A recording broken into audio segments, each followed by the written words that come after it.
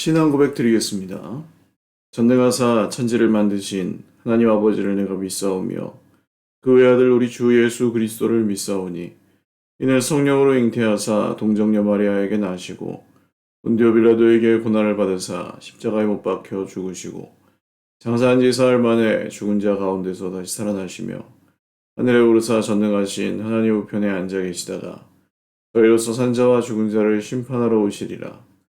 성령을 믿사오며 거룩한 공회와 성도가 서로 교통하는 것과 죄를 사하여 주시는 것과 몸이 다시 사는 것과 영원히 사는 것을 믿사옵나이다.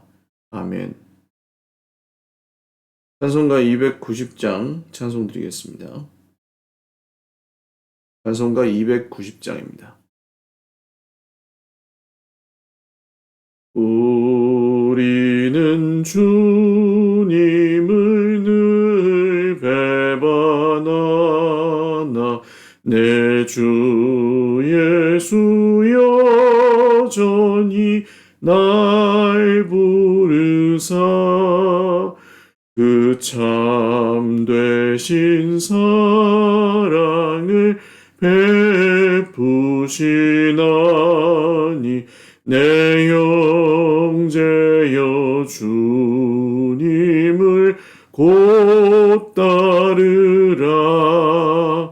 주 널 위해 비네 주 널 위해 비네 주 널 위해 비네 항상 비시네 주께서 풍성한 은혜를 내려 내 영혼이 나날이 복받으니 주 예수를 너희도 구주로 섬겨 곧 따르면 풍성한 복 받겠네. 주 널 위해 비네 주 널 위해 비네 주 널 위해 비네 항상 비시네. 무거운 짐 지고 애타는 인생 주 예수께 돌아와 곧 쉬어라. 내 주 예수 너희를 돌보실 때에 참복락과 위가 넘치겠네. 주 널 위해 비네 주 널 위해 비네 주 널 위해 비네 항상 비시네. 아멘. 하나님 말씀 요한복음 13장 18절에서 30절입니다. 신약성경 요한복음 13장 18절에서 30절 말씀입니다.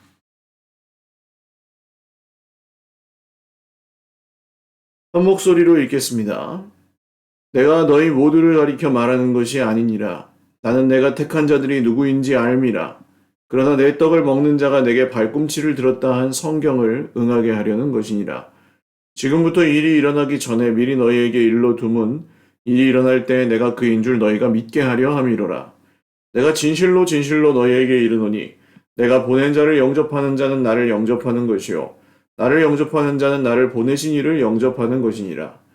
예수께서 이 말씀을 하시고 심령이 괴로워 증언하여 이르시되 내가 진실로 진실로 너희에게 이르노니 너희 중 하나가 나를 팔리라 하시니 제자들이 서로 보며 누구에게 대하여 말씀하시는지 의심하더라. 예수의 제자 중 하나 곧 그가 사랑하시는 자가 예수의 품에 의지하여 누웠는지라. 시몬 베드로가 머리짓을 하여 말하되 말씀하신 자가 누구인지 말하라 하니 그가 예수의 가슴에 그대로 의지하여 말하되 주여 누구니이까? 예수께서 대답하시되 내가 떡 한 조각을 적셔다 주는 자가 그니라 하시고 곧 한 조각을 적셔서 가룟 시몬의 아들 유다에게 주시니 조각을 받은 후 곧 사탄이 그 속에 들어간지라. 이에 예수께서 유다에게 이르시되 내가 하는 일을 속히 하라 하시니 이 말씀을 무슨 뜻으로 하셨는지 그 앉은 자 중에 아는 자가 없고 어떤 이들은 유다가 돈꾀를 맡았으므로 명절에 우리가 쓸 물건을 사라 하는지 혹은 가난한 자들에게 무엇을 주라 하시는 줄로 생각하더라. 유다가 그 조각을 받고 곧 나가니 밤이러라. 아멘. 기도드리겠습니다. 살아계신 하나님 아버지 감사합니다. 주님 앞에 오늘도 예배하며 하루의 첫 시간을 드리오니 주님 우리의 삶 가운데 오늘도 주님이 주인 되어 주시고 우리의 모든 시간 동안 우리 하나님께만 영광 돌리게 하옵소서. 살아계신 주님을 의지하고 또 신뢰하며 오늘도 예배하는 주의 백성들마다 복의 복을 더하여 주시옵고 하나님이 이루시는 놀라운 일들을 보며 함께 기뻐하게 하여 주시옵소서. 오늘도 우리 하나님이 이루시는 큰 일들을 보기를 원하오니 주여 우리에게 믿음의 눈을 주시고 하늘나라를 보게 하여 주시옵소서. 오늘도 여러 문제 어려움들로 인하여 기도하고 있는 형제자매들 그 기도에 응답하시고 신실하게 그 마음과 믿음을 붙들어 주시옵소서. 감사옵고 예수님의 이름으로 축복하며 기도 올리옵나이다. 아멘. 할렐루야. 오늘도 하나님의 은혜와 평강으로 풍성한 하루 누리시기를 주님의 이름으로 축원을 드립니다. 요한복음의 후반부가 시작이 되어서 이제 최후의 만찬이라고 흔히 불리는 예수님이 6월절에 제자들과 마지막으로 밤에 하셨던 식사의 장면입니다. 이때가 밤이라는 것은 6월절 식탁이었기 때문에도 알 수 있지만 마지막에 가룟 유다가 예수님을 팔기 위해서 밖으로 나갈 때 그 때가 곧 밤이었다 하고 요한이 의미심장하게 기록해 놓은 데서도 우리가 알 수가 있습니다. 성경에서 특별히 요한복음에서 밤이라는 시간적 배경은 예수님이 오신 것이 빛이셨잖아요. 그 반대가 어둠이고 그래서 이 밤이라는 시간은 어둠으로 가는 사람들 혹은 어둠에 속해 있는 사람들의 그 상태를 상징하는 시간이기도 합니다. 예수님이 내가 너희 모두를 가리켜 말하는 것은 아니다. 나는 내가 착한 자들이 누군지는 안다. 그러나 내 떡을 먹는 자가 내게 발꿈치를 들었다. 발꿈치를 들었다는 것은 관용적 표현이에요. 나를 배반한다 그런 뜻입니다. 왕이 자기 신하가 자기를 배반할 때 발꿈치를 들었다 이렇게 표현했던 것 같아요. 근데 이게 성경에 기록되어 있는 말씀이었고 이것이 이것이 이루어지는 것을 예수님께 성취하시고자 하는 거죠. 그래서 일이 일어나기 전에 미리 너희에게 일러두면 일이 일어날 때 내가 그인 줄 너희가 믿게 하려 함이로라. 여기는 이 말씀에서 아주 중요한 것을 우리는 깨달을 수 있습니다. 우리는 우리에게 잘하는 사람과 못하는 사람 혹은 그러니까 배신자가 누구인지가 우리는 굉장히 중요하죠. 그래서 가룟 유다이 나쁜 놈 하면서 본단 말입니다. 근데 예수님은 그렇지 않아요. 예수님은 배신자가 누구냐가 중요한 것이 아니라 내가 누구냐, 예수님이 누구시냐 하는 것이 더 중요하십니다. 왜냐하면 배신자가 누구냐를 가려내는 것은 배신자가 언제나 있는 거죠. 발꿈치를 드는 사람은 언제나 있어요. 그렇지만 결국 구원은 그 사람을 어떻게 피하느냐에 있지 않습니다. 구원은 예수님이 누구신지를 믿는 믿음에 있습니다. 그래서 예수님은 내 떡을 먹는 자가 내게 발꿈치를 들었다는 말씀을 이루시면서 그것을 보여주시겠다는 거예요. 내가 그인 줄 너희가 믿게 하려 합니다. 배신도 말씀대로 당하시는 거예요. 할렐루야. 여기서 할렐루야를 외치지 않을 수 없는 이유는 이 세상 누가 배신을 당하고 싶겠습니까? 누가 나를 팔아먹는 사람의 발을 씻어주며 나를 팔아먹는 사람에게 떡을 주고 싶겠습니까? 그런데 예수님은 이 말씀을 이루시고자 배신도 말씀대로 당하셨다는 거예요. 여러분, 예수님이 이 땅에서 보여주신 그 순종의 삶을 우리는 정말 보면 볼수록 그래, 우리가 따라가야 될 길이 이 길이지. 예수님께서 아버지의 말씀대로 사시고 아버지의 말씀대로 죽으시고 심지어 아버지의 말씀대로 배신까지 당하시는구나. 정말 예수님이 예수님이신 것이죠. 그래서 예수님을 믿는 사람들은 아버지의 뜻대로 아버지의 말씀대로 모든 것을 행하는 사람들이 되어가는 것입니다. 물론 완벽하지는 않죠. 그렇지만 이렇게 예수님이 어떻게 사셨는지 이 땅에서 또 어떻게 죽으셨는지 어떻게 부활하셨는지 이런 것들을 보면서 우리도 예수님의 길을 따라가고 또 배워가는 것입니다. 내가 진실로 진실로 하면 중요한 구절이라 그랬죠. 20절. 내가 보낸 자를 영접하는 자는 나를 영접하는 것이요 나를 영접하는 자는 나를 보내신 이를 영접하는 것이니라. 예수님은 내가 보낸 자를 영접하는 자는 나를 영접하는 것이요. 그러니까 사람을 통해서 이 복음의 말씀은 그냥 허공에 울려 퍼지는 소리가 아니죠. 언제든 기독교는 증인의 종교라고 하고 사람의 입술을 통해서 증거가 됩니다. 그래서 이 말씀이 이루어진 것을 요한이 보았고 요한이 그 말씀을 기록해서 또 다른 제자들에게 또 전수하였을 것이고 또 다른 그 제자들이 또 다른 자기들의 제자들에게 전수하여서 그게 퍼지고 2000년이 지나서 우리에게까지 온 겁니다. 그런데 그 가운데 그 사람을 영접하는 사람이 곧 예수님을 영접하는 것과 같고 예수님을 영접하는 사람은 곧 하나님을 영접하는 것과 같다. 그런 말씀을 하십니다. 오늘도 우리는 우리가 맺고 살아가는 관계가 뭐 내가 마음에 들면은 받아들이고 내가 마음에 안 들면 끊고 이런 거라고 생각하기 쉬워요. 교회 안에서도 특별히 이제 사회에서 살아가시는 그 관계에 익숙해져 계시기 때문에 마음에 들고 안 들고를 따라서 관계를 결정하시는 분들도 상당히 많습니다. 그러나 우리의 관계는 그런 것이 아니고 우리의 관계를 회복하신 분이 예수님이에요. 그래서 그 회복된 관계의 주인이 예수님이세요. 예수님이 오늘 하나님 아버지의 말씀대로 배신도 당하는 것을 보시면 왜 그게 편하겠어요? 그 다음 구절 보시면 심령이 괴로워. 왜 심령이 괴로워요? 그게 나에겐 좋은 게 아니기 때문이에요. 사랑하는 사람에게 배신당하고 그걸 기뻐하는 사람이 어디 있겠습니까? 예수님도 마음이 찢어지죠. 그러나 예수님이 지금 갖고 계시는 그 제자들과의 관계 역시 아버지께 속한 것이었기 때문에 예수님은 그 배신을 말씀 그대로 당하셨던 것입니다. 제자들은 서로를 이제 쳐다보면서 의심하죠. 제자들에게는 예수님이 누구신지보다 아직 배신자가 누구냐가 더 중요한 것 같아요. 그래서 사랑하시는 자가 예수님의 품에 의지하여 누웠는데 이 품에 의지하여 누웠다는 게 왜 가능하냐 하면 그 당시에는 이렇게 비스듬히 기대서 음식을 앞에 차려놓고 침상에 기대가지고 이렇게 음식을 먹는 거예요. 반쯤 누워서.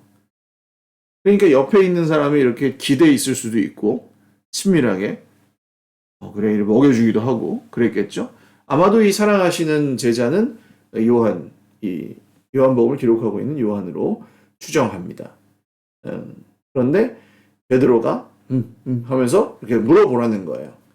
회오의 만찬 그림에 보면 아마 이 장면이 좀 거기에 표현되어 있죠.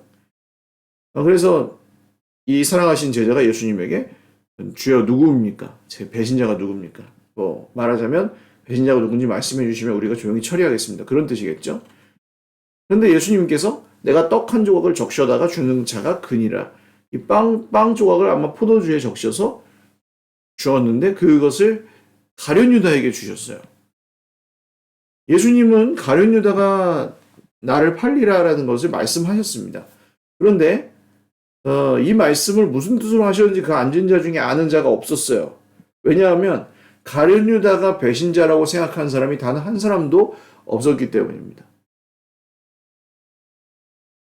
왜냐하면 돈꾀를 맡고 있을 정도니까 이 사람은 모든 사람에게 신뢰받는 이 개를 하나 든다 그래도 여러분 정말 절대 죽어도 안 도망가는 사람 그죠? 그 동네 선생님 학교 선생님이나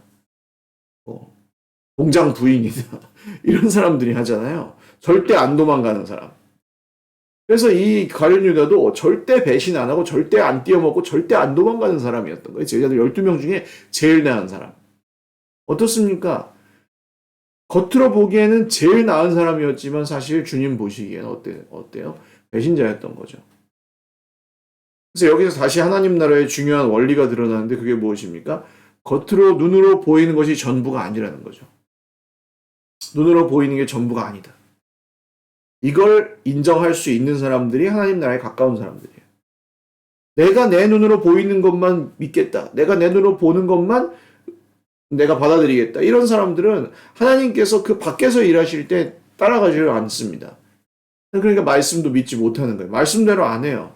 배신 당하면 그냥 그래 복수를 하거나 똑같이 배신하거나 아니면 그냥 끊어버리거나 이렇게밖에 안 되는 거죠. 그러나 오늘 예수님께서 아버지의 말씀대로 당신의 모든 관계들을 맺어가시고 또 배신도 말씀대로 당하시는 이런 말씀들을 보면서 우리가 가지고 있는 우리가 눈에 보이는 건 요만큼밖에 안 되지만 예수님의 말씀을 따라서 예수님 그 말씀 밖에서 일하실 때 우리가 그것을 따라갈 수 있는 믿음의 사람들이 된다고 하는 것입니다. 제자들은 유다가 예수님께서 네가 하는 일을 속히 해라 그렇게 말씀하시니까 제자들은 뭐 예수님이 뭐 시키신 일이 있나 보네. 그래 뭐 나가가지고 가난한 사람들한테 줄 걸 사든지 아니면 우리가 먹을 걸 뭐 사오든지 그러나 보다 하고 대수롭지 않게 생각한 거예요. 그러니까 뭐 예를 들어서 말씀드리면 이 12사람 중에 돈을 누가 훔쳐갔어요. 한 1,000만 원쯤 훔쳐갔어요. 그럼 잡아야 되잖아요. 그래가지고 한 명씩 이제 좀 이렇게 신문하고 있는 거예요. 근데 중간에 가룟 유다가 나 좀 지금 볼 일이 있으니까 나갔다 오겠다. 그럼 나갈 수 있어요, 없어요? 원래 나가면 안 되죠. 범인 잡을 때까지. 근데 제자들이 어떻게 합니까? 가룟 유다는 그래 갔다 와. 너는 아니겠지 하고 갔다 오라고 한 거예요.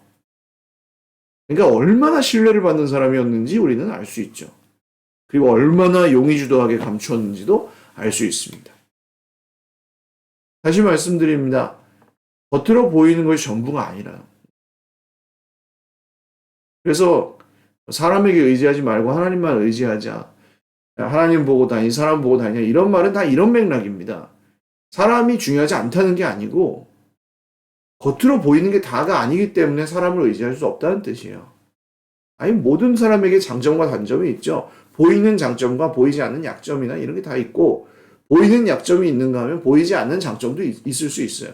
근데 우리가 그것을 인정하고 살아야 된다는 것입니다. 또한 다시 한번 우리는 여기서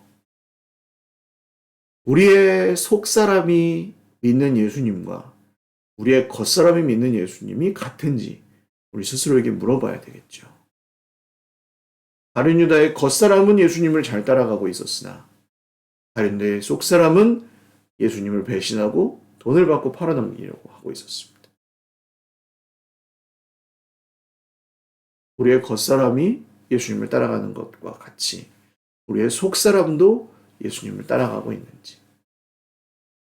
그 길은 아마 빛나는 어려울 수는 있지만 좁은 길일 수는 있지만 빛나는 영광의 길일 것입니다. 찬란한 아침을 맞이하는 그런 길이죠. 그러나 우리의 겉사람이 따라가지만 속사람이 예수님을 거부하고 거절하고 내 마음대로 살아가는 길을 자꾸 택한다면 그 길은 오늘 가룟 유다가 나가는 밤길과 같을 것입니다. 오늘 모든 선택의 순간에 오늘 모든 관계의 문제들 속에서 오늘 모든 광야 같은 인생 여정의 그 기가 막힐 웅덩이와 수렁에서 여러분 어떤 선택을 하시겠습니까? 겉모습과 겉사람과 속사람 모두가 우리 주 예수님을 따라가는 그 길로 선택하고 결정하고 돌이키며 살아가시는 작은 것부터 큰 것까지 그렇게 예수님을 따라가시는 저와 여러분 다 되시기를 주님의 이름으로 축원을 드립니다. 기도하겠습니다. 살아계신 하나님 아버지 감사합니다. 오늘도 우리가 예수님을 따라가는 길에는 수많은 유혹들이 있고 시험도 있습니다. 그렇지만 우리가 오늘 겉사람과 속사람이 모두 예수님을 따르는 예수님의 제자가 되기를 원합니다. 제자들에게 배신자가 누구인지가 중요했지만 예수님에게는 예수님이 누구신지를 제자들에게 믿게 하시는 것이 훨씬 더 중요했기에 오늘 그 아픈 마음을 안고도 말씀대로 배신을 당하셨습니다. 오늘과 말씀으로 인하여 말씀대로 하나님의 길을 따르기 위해 고난을 받거나 오해를 받거나 억울한 일을 당할 때도 있습니다. 주님 우리를 긍휼히 여겨주시고 여전히 그 길에서 타협하지 않고 주님의 길을 잘 따라가는 모든 주의 백성들이 다 되게 하여 주시옵소서. 특별히 그 길에서 어려움을 겪을 때마다 부활의 주님 능력으로 우리와 함께하여 주시고 모든 주의 백성들이 주 안에서 평안케 하여 주시옵소서. 감사하옵고 축복하오며 예수님의 이름으로 기도 올리옵나이다. 아멘. 네, 감사합니다. 여전히 확진자 수가 많이 늘어나고 있는데요. 어디에 계시든 조심하시고 또 건강하시고 혹시 또 기도 제목이 생기시거나 어려운 일들이 생기시면 교회로 꼭 우리 교역자들에게 연락해 주시고 또 같이 기도할 수 있도록 기도하면서 또 이겨나갈 수 있도록 그렇게 하겠습니다. 어디에 계시든 여러분 건강하시고 안전하시고 오늘도 평안하고 행복한 하루 되십시오. 감사합니다. 사랑하고 축복합니다.